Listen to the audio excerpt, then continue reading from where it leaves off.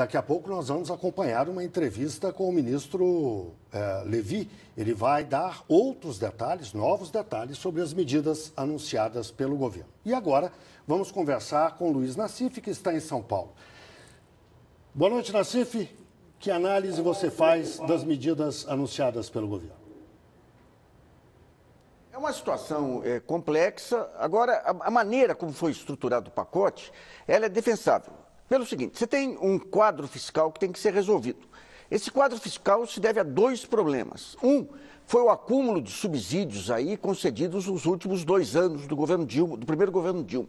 E o segundo, uma recessão que derruba a receita fiscal e derruba a atividade de uma maneira geral.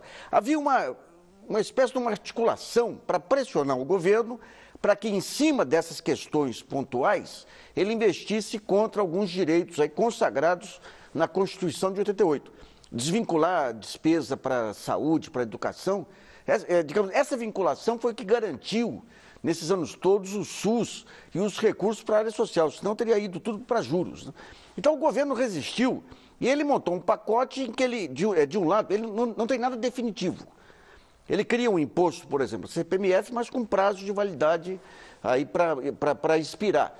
E faz remanejamentos de despesa, como é o caso do funcionalismo, jogando o reajuste para o segundo semestre, ou o caso da saúde, ele reduz a parte orçamentária da saúde, mas inclui as emendas. Então, é um remanejamento que permite você ganhar um fôlego nesse período, em 2006, que é um ano de receita baixa, também apostando na recuperação da economia em 2007. Agora a questão, por exemplo, pega a agência Moody's, que vocês mesmos noticiaram, que diz o seguinte: mesmo que tenha superávit, a dívida pública vai continuar subindo. Sim, porque com essa taxa de juros do Banco Central, é impossível estabilizar a dívida pública. Agora, o governo ele conseguiu, com todo esse pacote, dar um mote para reagrupar as forças aliadas dele. Aí vai ter que mostrar uma proatividade. Principalmente se ganhar se conseguir passar pelo Congresso, a presidente ganha um fôlego, e daí nesse fôlego vai ter que mostrar efetivamente como que vai ser o segundo governo. Porque sem estabelecer um horizonte claro pela frente do que nós vamos, qual é o oásis que vem depois do deserto, dificilmente vai se aprovar, vai melhorar a popularidade dela.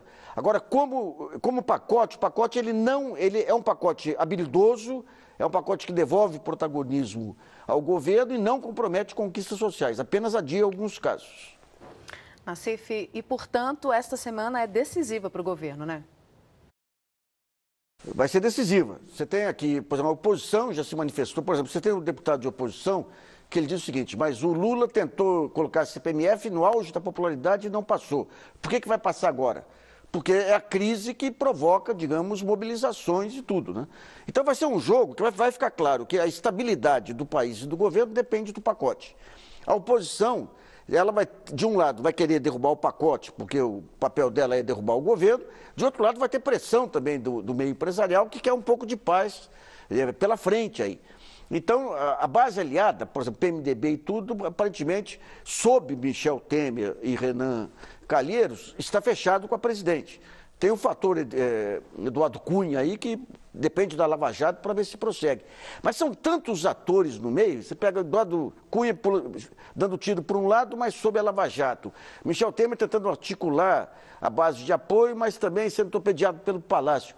É um caos monumental, mas hoje você deu um freio, uma freada de arrumação com esse pacote. Então, se conseguir passar pelo Congresso, que não vai ser tarefa fácil aí, a presidente consegue reaglutinar suas forças e apresentar um plano minimamente defensável para o segundo governo. Nassif, obrigada, boa noite.